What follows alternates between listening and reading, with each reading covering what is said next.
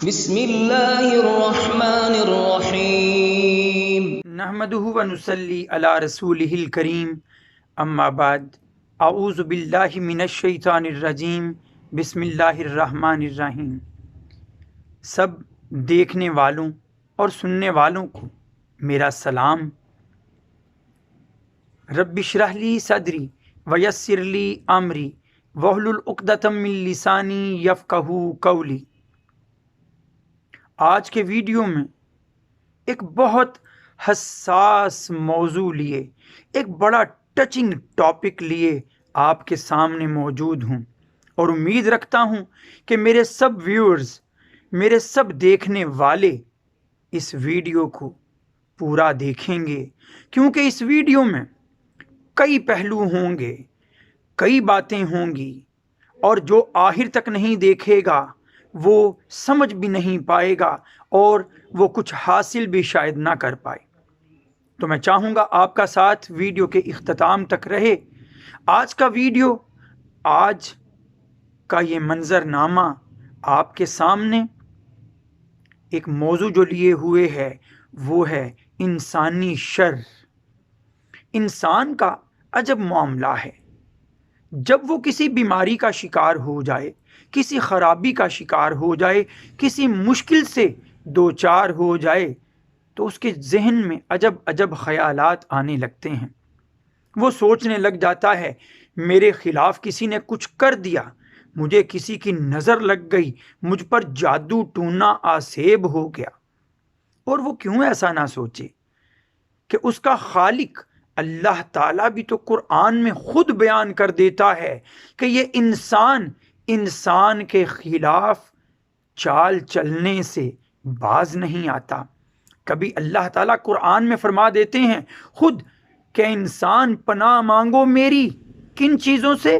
من شر ما خلق، ہر اس چیز سے اے اللہ جو تو نے پیدا کی۔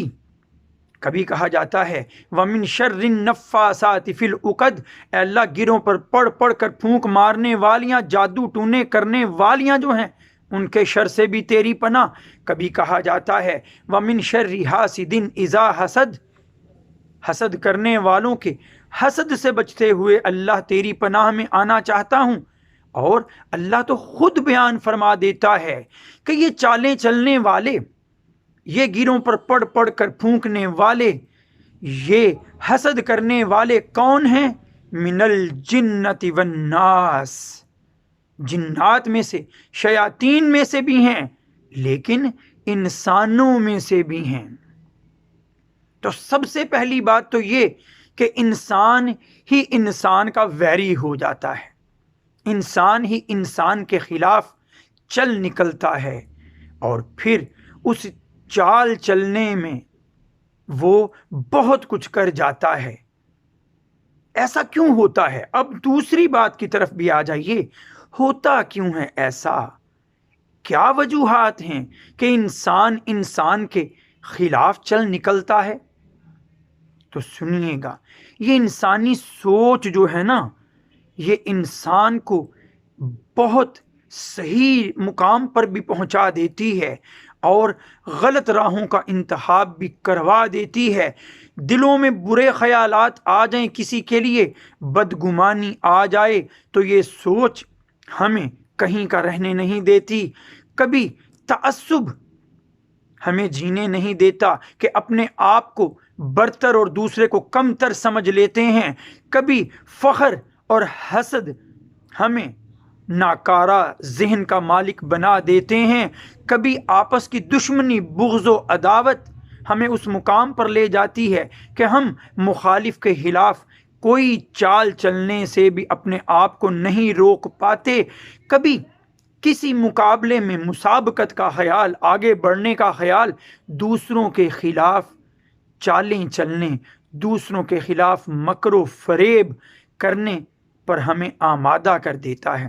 جو بھی صورت بنے، ہم ایسی روشوں کو، ایسے رستوں کو اپنا لیتے ہیں کہ جس سے دوسرے کا نقصان اور ہمارا فائدہ ہو جائے۔ لیکن سمجھنے کی بات یہ کہ شاید دنیا کا وقتی فائدہ تو اس میں ہوتا ہو، لیکن اخروی طور پر نقصان ہی نقصان ہے۔ لیکن کیا کہوں، ہم دیکھتے ہیں کہ دنیا میں ایسا ہو رہا ہے، لوگ ایک دوسرے کے خلاف چالیں چل رہے ہیں، دوسروں کو نیچا دکھانے کے لیے کچھ بھی کرنے کو تیار ہوتے ہیں۔ تو کیا اللہ نے اور اس کے رسول نے ہمیں کوئی ان سے بچنے کی تدبیر بھی سکھائی؟ شیاطین کے وار سے بچنے کے لیے تو بہت سی باتیں ہم سوچتے ہیں، آیت الکرسی پڑھتے ہیں ہم، شیاطین، جنات اور انسانوں کے وسوسوں اور برے ان کے خیالات اور چالوں سے بچنے کے لیے معوذتین سورہ فلق اور سورہ ناس کی تلاوت کرتے ہیں کہ یہ فطری تعویذ اللہ نے ہمیں عطا کیے ہیں۔ لیکن احادیث میں کچھ دعائیں بھی آئی ہیں۔